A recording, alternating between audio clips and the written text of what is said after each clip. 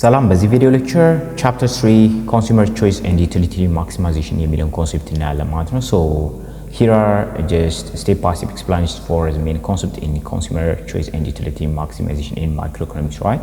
So the first one is preference, right? So in microeconomics it is assumed that consumers have preference over different goods and service, right? እንግዲህ በማይክሮኢኮኖሚክስ እንደምናውቀው ኮንሱመሮች ወይም ተጠቃሚዎች ምርትና አገልግሎት ተጠቃሚዎች ብዙ ጊዜ ምንድነው ምርጫ አላቸው right የተለያየ ፕሮዳክትን የሚያዩበት ምርጫ አላቸው right so this preference can be represented by utility functions in preferenceaችን ደግሞ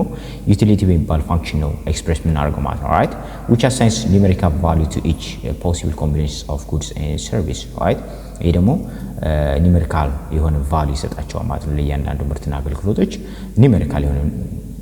when reflecting on individual satisfaction or level of happiness associated with that combination ማለት ነው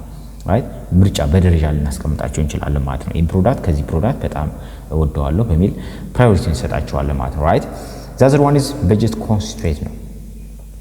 utility maximize ለማድረግ እንግዲህ ሁለተኛው ምንድነው budget constraint አቸው that means ያላቸው የበጀት መጠን ማለት ነው that means consumers also face budget constraints meaning that they have limited income or resource to spend on goods and services right እንግዲህ ኮንሱመሮች ወይም ተጠቃሚዎች እናውቀዋለን ምንድነው በጀት ያጥረናል አይደል የበጀት ላይ ሁሉንም የፈለግነውን ፕሮዳክት ምርትና አገልግሎት መጠቀም አንችልም right ስለዚህ ምርጫችን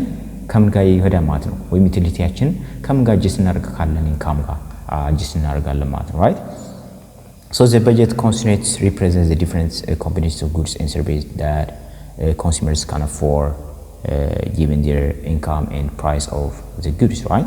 so budget constraint ምንድነው represent ማድረግ the different combinations of goods and services that consumers can afford given their income and price of the goods ማለት ነው right so utility maximization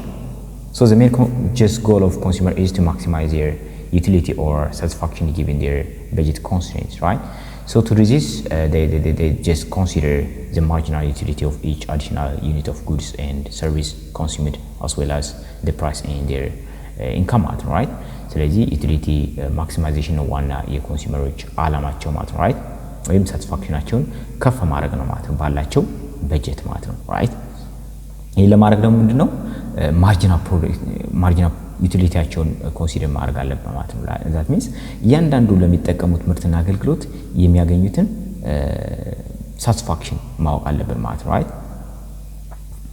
the other one is marginal utility the concept of marginal utility states that the additional satisfaction right the additional satisfaction derived from consuming an extra unit of goods diminish as more of that good is consumed right ስለዚህ ያንዳንዱን ጉድ ኮንሱም ባረግነ ቁጥር ኤክስትራ የሆነ አንድ ዩኒት ኮንሱም ባረግነ ቁጥር ምናችን ሳቲስፋክሽናቸው ወይም ዩቲሊቲያችን ምን ያለ ይሄዳል ዲክሪዝ ያደርጋል ነው የሚለን right በእያንዳንዱ ዩኒት right so in other word the more you consume of particular good the less additional satisfaction you derive from consuming one more unit of it ማለት ነው ስለዚህ ያንዳንዱን more ኮንሱም በማድረግነ ቁጥር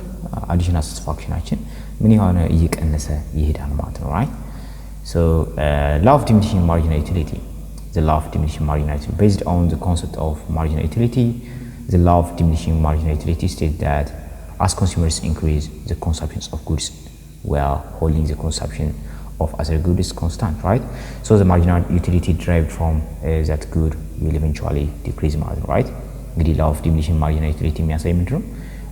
marginal utility concept እንደሚወስደው እና በዚህ ላው ሲያስቀምጥ ምንድነው states that consumer increase the consumption of a good while holding the consumption of other goods constant right አንዱን ሁለት ጉድ ለምሳሌ ቢኖሩ አንዱን ኮንስታንት አድርገው ሌላኛው ቢጠቀሙ አንደኛው በጣም እየተጠቀሙ በደ ቁጥር so the utility derived from that good ደግሞ ምን ይሆናል ማለት ነው ይቀንሳል ማለት ነው ያንደኛው ሁለት ጉድ በሚሆንበት ጊዜ ያንደኛው በጨመረ ቁጥር ያንደኛው ይቀንሳል የሚለውን የሚያሳይ ነው ማለት ነው so the other one is consumers equilibrium right consumers reach equilibrium when they allocate their available income in such a way that the last dollar spent on each good or service yields the same marginal utility consumer equilibrium ነው the same utility marginal utility የሚሰጡን ማለት ነው ቦታ ላይ የምንደርስበት ቦታ ነው ማለት ነው right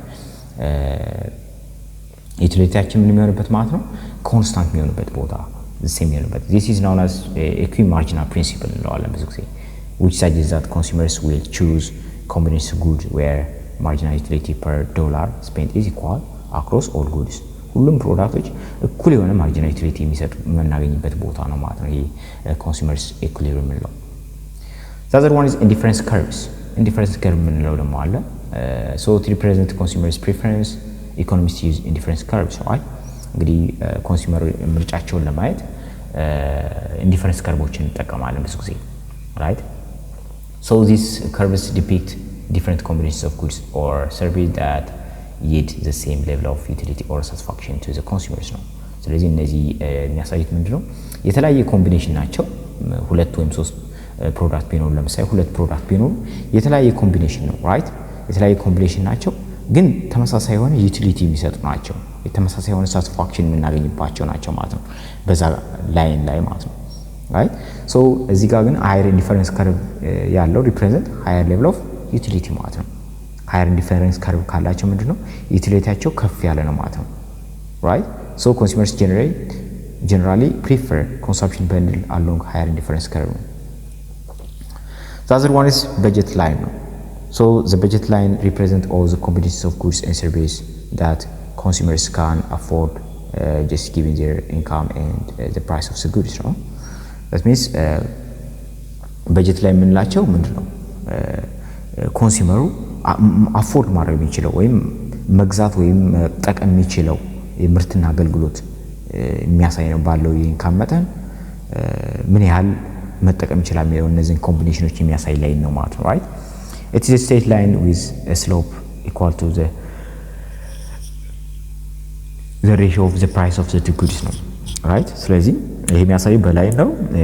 ሬሽዮ ነው የሚያሳየን ማለት ነው so optimal consumption bundle the optimal consumption bundle so the optimal consumption bundle is the combination of goods and services that maximize the consumer's utility while staying with their budget constraints right so optimal consumption bundle below is a combination of goods and services that maximize consumer utility while staying within their budget constraint budget constraint ላይ ምንድነው ማክሲመም የሆነ ዩቲሊቲ የምናገኝበት ቦታ ማለት ነው right ዩቲሊቲው ከፍተኛ የሆነበት በፊት ምንድነው በጀት ላይ የሚያሳይ ምንድን ነበረ አፎርድ ማድረግ የሚችለው ወይም እነዚህ ኮንሱመሮች መግዛት የሚችሉት ማግኘት የሚችሉትን ነው ኮምቢኔሽን የሚያሳየን በዚህ ዘንድ ግን ምንድነው በጀት ላይ ሆኖ ግን ከፍተኛ የሆነ ዩቲሊቲ የምናገኝበት ቦታ የት ነው የሚለው ነው ባለን በጀት መጠን ከፍተኛ የሆነ ዩቲሊቲ ያለውን ፕሮዳክት ኮምቢኔሽን የምናገኝበት የት ነው የሚለው ኦፕቲማል ኮንሰፕሽን በንድል የሚለው ያሳየናል ማለት ነው right so it occurs where this consumers indifference curve is tangent to the budget line ናችን indifference curveችን ምን የሚሆንበት ነው የሚነካከቡበት ቦታ ላይ ነው የሚገኘው ማለት ነው ግራፊካሊ ሌላ ቪዲዮ አሳያችኋለሁ ማለት ነው right the other one is income and substitution effect ነው ኢንካማችንና substitute የመደራረግ ኢፌክቱ ስናይ when there is a change in the price of goods it affects consumers purchasing power and create two types of effect እንግዲህ change in price የምርትና አገልግሎቶች ፕራይሳቸው ቼንጅ ሲያደርግ ኮንሱመሮች ላይ ምንድነው purchasing ፓወራቸው ይለውጣል ማለት ነው የመግዛት አቅማቸው ነው right ለምሳሌ the income effect ስናይ the income effect occurs when consumers real income change due to the price change leading to change in the quantity demand ነው ስለዚህ ለምሳሌ ኢንካማቸው ቼንጅ በሚያደርግበት ሰዓት ኮንሱመሮች ኢንካማቸው ሊያድግ ሊቀንስ ይችላል አይደል በዛ ጊዜ የሚፈጠር ነው እንዲሁ ደግሞ